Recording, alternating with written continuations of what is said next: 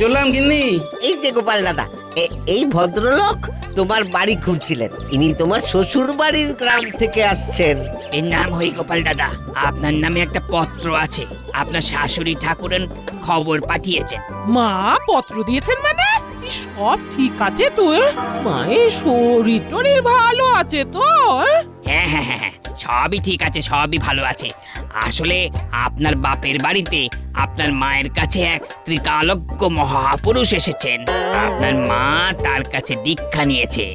আগামীকাল আপনার মেয়ে জামাইয়ের দীক্ষা হবে। আপনাদেরও দীক্ষা নেওয়ার জন্য যেতে বলে দিয়েছেন। তার মানে আমার মেয়ে আর জামাই বাবা জীবনও দীক্ষা নেবে? বাবা, মায়ের গুরুদেব! অবশ্যই যাব, অবশ্যই যাব। এই সূত্র, বলো কি বলবে? আজ রাত সবাইকে মহারাজকে বলবে কয়েকদিনের ছুটি চাই, আমরা দীক্ষা নেব। হ্যাঁ, দীক্ষা? আরে তোমার কি মাথা খারাপ হয়ে গেছে? আমায় কে দীক্ষা দেবে?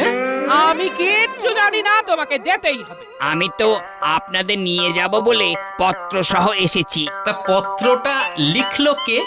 আমিই লিখেছি। আপনার শাশুড়ি ঠাকুরেন বলে গেছেন আর আমি লিখে গেছি। মিনু আর জামাই বাবা জীবন কি করে গেল? কি ওদের কানে দুর্বুদ্ধি দিল সেটা আমাকে জানতে হবে। ঠিক আছে, আপনি বিশ্রাম নিন, আমি রাজসভা থেকে ঘুরে আসছি। কই গো গিন্নি, তোমার বাপের বাড়ির কুটুম যত্ন আত্তি করো, আমি ঘুরে আসছি।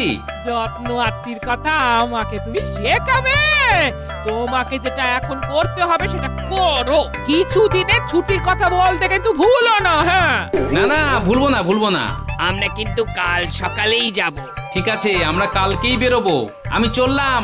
আর ভোলা, তুমি আমার ঘরের কুটুমের জন্য ভালো দেখে কৃষ্ণনগরের মিষ্টি পাঠিয়ে দিও, কেমন? আচ্ছা। খুব সজ্জন ব্যক্তি। হ্যাঁ, গোপাল দাদা আমাদের খুব ভালো মানুষ।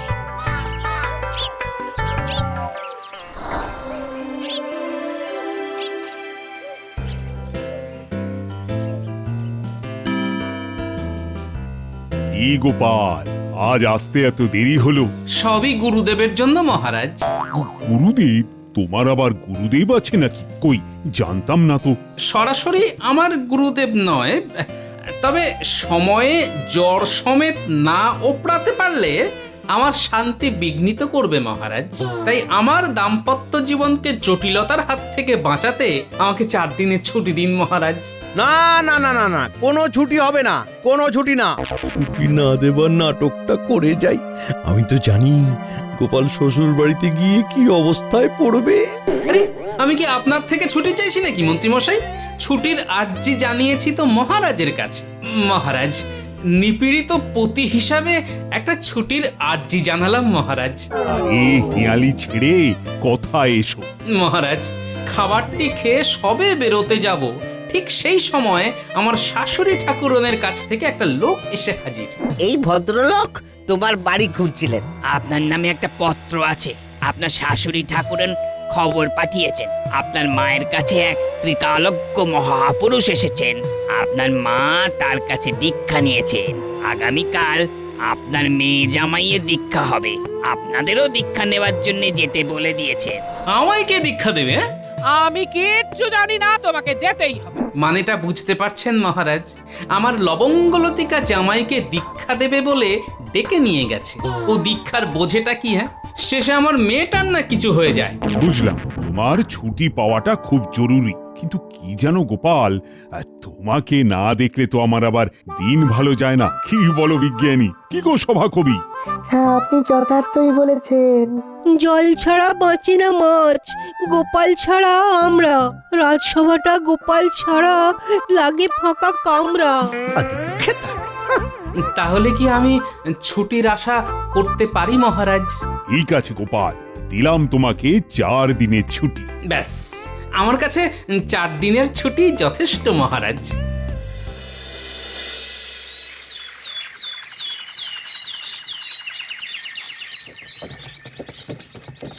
ওই তো গাড়ি এসে গেছে, চলো চলো চলো।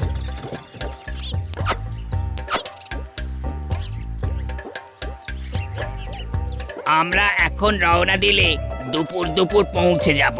রাস্তা বেশ ভালো, কোনো অসুবিধে নেই। চলো চলো গোপাল দাদা, চলো। উঠুন উঠুন বৌঠান উঠুন। দুর্গা দুর্গা দুর্গা দুর্গা।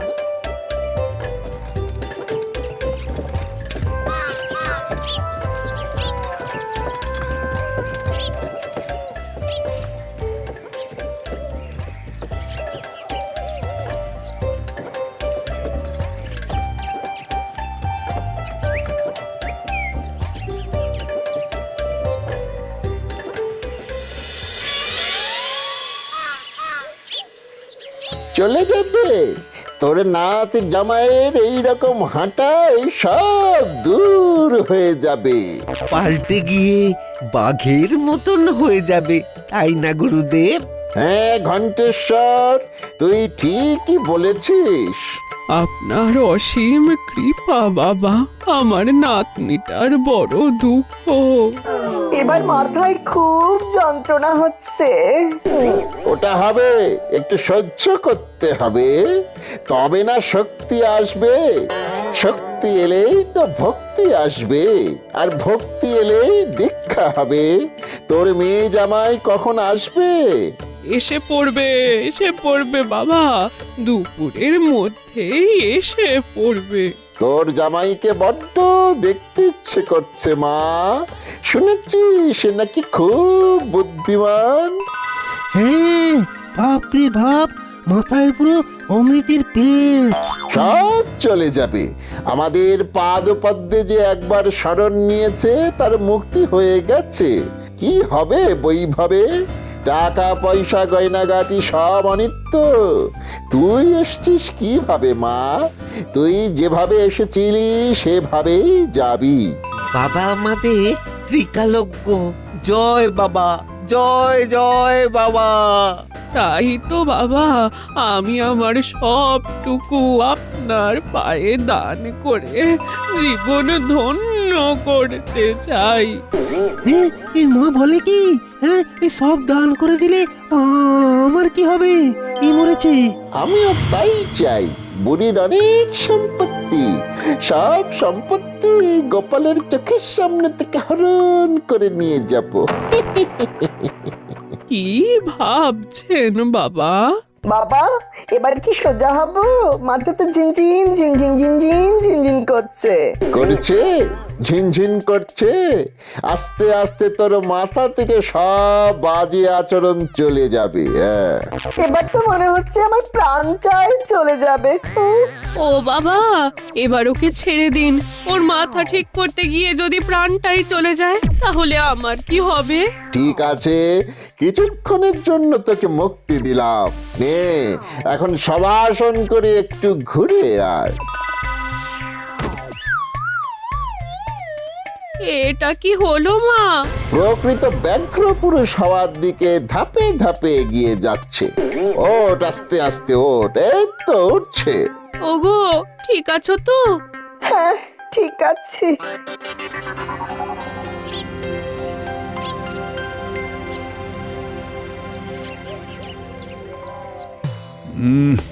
দিনটা কেমন পাংশা লাগছে। বাল থাকলে কেমন জমজমাট থাকে। কি সভা কবি, আমি কি ঠিক বলেছি? বিলক্ষণ বিলক্ষণ, এ অতি সত্য কথা। গোপাল না থাকলে পরে মনে লাগে ব্যথা। গোপাল যে ওখানে কি ফ্যাসাদেই পড়বে সেটা তো আমি জানি। কি মন্ত্রী, কি ভাবছো? কিছু বলা যায় না যে আমরা হয়তো নতুন কোনো গোপালকে দেখতে পাবো। নতুন বলতে? ইয়ে মানে মহারাজ, গুরুর পাদপদ্মে সঁপে যাওয়া একটা মানুষ।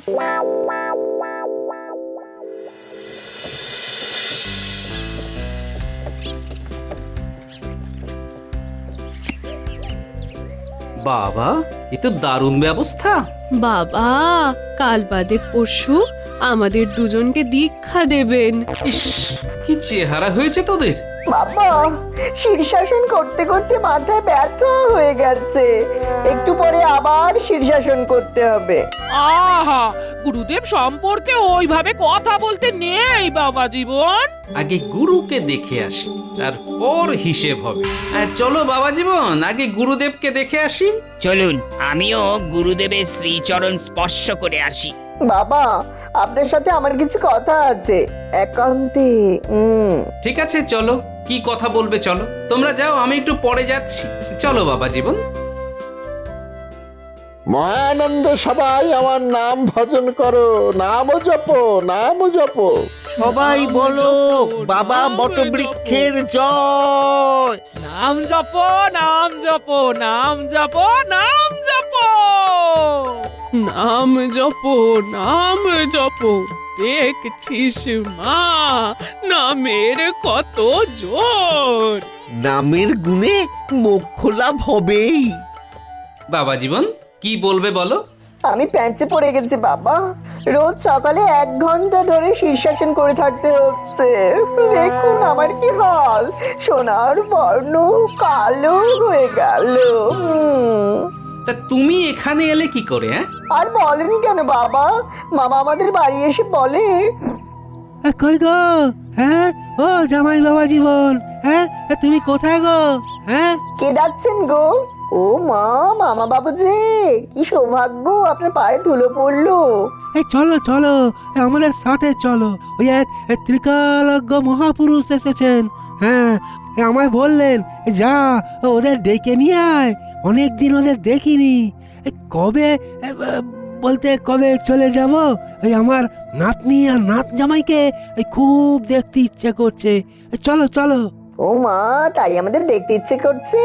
ওগো শুনছো মিনু, একবার তাড়াতাড়ি এসো। আরে আমি না কেমন যেন হয়ে গেছি, আপনাকে বাইরে দাঁড় করিয়ে রেখেছি। ভেতরে আসুন, ভেতরে আসুন। বুঝলাম, তোমাদের ঘুণাক্ষরেও জানায়নি তো যে তোমাদের দীক্ষা নেবার জন্য ডাকছে। না বাবা, আমি সত্যি বলছি, আমি যদি ওইসব শুনতাম তাহলে কি এখানে আসতাম? ঠিক আছে চলো এখন যাই, দেখি গুরু দক্ষিণা নেবার গুরুটা কে।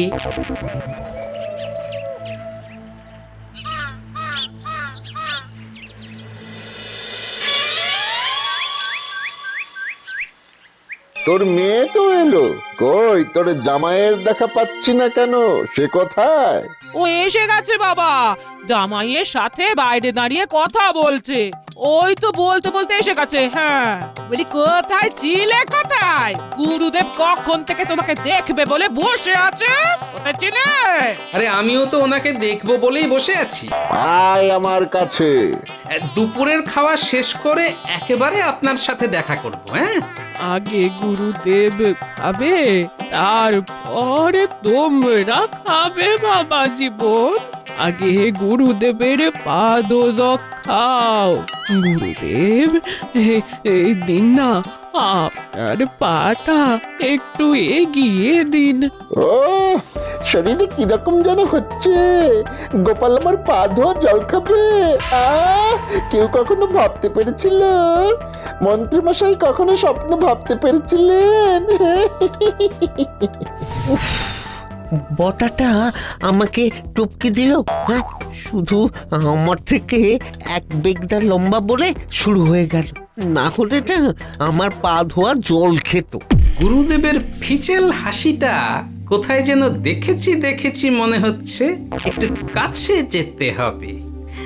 গুরুদেব, আপনার পাদদক খাবার আগে আপনার পাটা একটু ধরতে চাই যে। গোপালকে চিনি, নিশ্চয়ই কিছু একটা ভেবেছে। না পা ধরতে দেওয়া যাবে না। না না, ওই বাইরের কাপড়ে আমাকে স্পর্শ করা যাবে না। আমিও এক কথার মানুষ, আগে পাটা ধরবো, জড়িয়ে ধরে কাঁদবো, তারপর ঢক ঢক করে আপনার পাদদক পান করব গুরুদেব। এই তো জমে গেছে। না, এবারে নাটক করতে হবে, নাটক করে অজ্ঞান হতে হবে। ওরে আমার ডাক এসেছে, নাম জপ, নাম জপ, জপ নাম, নাম জপ, নাম জপ, নাম জপ। বাবা এখন অন্য জগতে আছে, বাবার বিশ্রাম দরকার। সবাই এখন এখান থেকে সরে যান।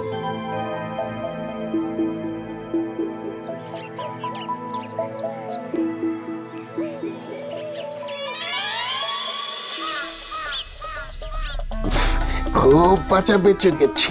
বলছি কি, তাড়াতাড়ি ওই জমি জায়গা বিষয় আশয় নিজের নামে করে নে। গোপাল এসে গেছে কিন্তু। আচ্ছা আচ্ছা, গোপালকে কেন ডাকতে গেলি বলতো? মন্ত্রীমশাই বলেছিলেন গোপালকে একদম নাকানি চোপানি খাওয়াতে হবে। ওই নাকানি চোবানি খাওয়াতে গিয়ে আমরাই না নাকানি চোবানি খেয়ে যাই। হ্যাঁ, খেয়ে নে, মন দিয়ে খেয়ে নে। গোপালকে সামলানোর দায়িত্ব আমার। তুই দেখ না আমি কি করি। ফিচেল হাসিটা বড্ড চেনা। দেখি তো আড়াল থেকে কিছু শোনা যায় কিনা। আমি একটু পরেই জানিয়ে দেব। কাল সকালে একটা ভালো দিন পাওয়া গেছে। ওই দিনেই গোপাল আর গোপালের বউয়ের দীক্ষাটা করিয়ে নেব। তুই তো আমার প্রাণের বন্ধু বটা, তোকে একটা কথা বলবো। ও বটা ঘটা, তাই বলি ফিচেল হাসিটা হলো বটা। আচ্ছা শোনো বাবা জীবন, তুমি একটু বাজারে যাও। বল।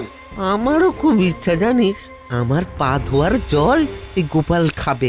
সেটা কি কোনোভাবে করা যায়? ঠিক আছে, ভাবতে দে, একটু বিশ্রাম নে।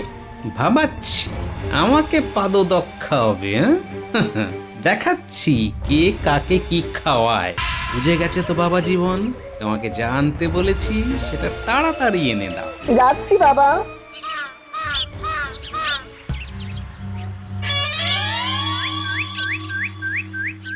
ওরে মা, কাল সকালে একটা শুভ দিন আছে। ওই দিনেই তোর পাগলা জামাইয়ের দীক্ষা দে। তোর জামাই আর গোপালের মেয়ে জামাই একসাথে। আপনি যা ভালো বোঝেন বাবা সেটাই হবে। আর আর আমিও মুক্ত হতে চাই। আর আমি তাদের মুক্তি দিতে চাই। কিরে গোপাল, কাল তোর দীক্ষা। মন প্রাণ একেবারে ভরে গেল বাবা। আমাকে দীক্ষা দিয়ে শিক্ষা নয়ন খুলে দিন, মানে ছোট করে জ্ঞান চক্ষু। ও বাবার কি লীলা! ও যেভাবে ভক্ত হবে আমি ভাবতেই পারিনি। হ্যাঁ, বাবার কি লীলা, কি লীলা! নাম জপো নাম জপো নাম জপো নাম জপো নাম জপো নাম জপো নাম জপো নাম জপো।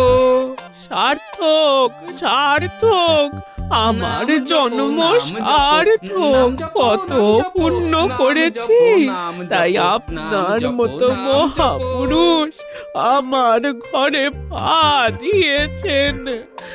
নাম জপো নাম জপো নাম জপো নাম জপো নাম জপো। যখন সবাই নাচছে তখন আমি বা বাকি থাকি কেন? এসো, হাত ধরাধরি করে আমরা নাচছি। নাম জপো নাম জপো। এই তুমি নাচছো কেন? আরে ছন্দ জেগেছে মনে, তাই নাচছি সবারই শোনে। বাবা, আমার গুরু দক্ষিণা বাকি। বাবা জীবন, মালার থলেটা নিয়ে এসো, সাথে আমার দস্তানাটা। আমি কি এই নোংরা হাতে বাবার গলায় মালা দিতে পারি? কি ভক্তি গো তোমার! আমি তোমার মতো নাচতে পারছি না কেন? বাবা, আমার পায়ে ছন্দ দাও বাবা। আহা, ঘরে আমার চাঁদের হাট, আমি ধন্য। এই নিন বাবা আপনার দস্তানা, আর এই নিন আপনার মালার থলে। আগে দস্তানাটা করি, তারপর মালাটা নেব। এই তো এই তো এই তো আমি নাচতে পারছি। আমার পায়েও ছন্দ এসেছে। নাম জপো নাম জপো নাম জপো নাম জপো।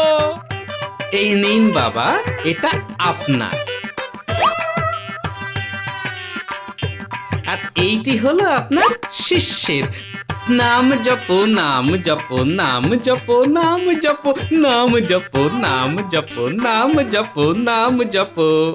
ওরে বাবা রে বাবা রে, ওরে ওরে বাবা, কি চুল করছে, জ্বলে যাচ্ছে, এই জ্বলে যাচ্ছে। ওরে বাবা, এ আমারও তো। এটা কিসের মালা?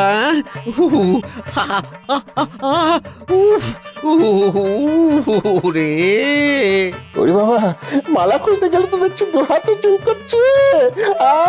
উড়ি উড়ি বাবা, চুল করছে গো, কি চুল করছে, চুল করছে চুল করছে। ওরে বাবা রে, কি মালা নাকি জ্বালা রে!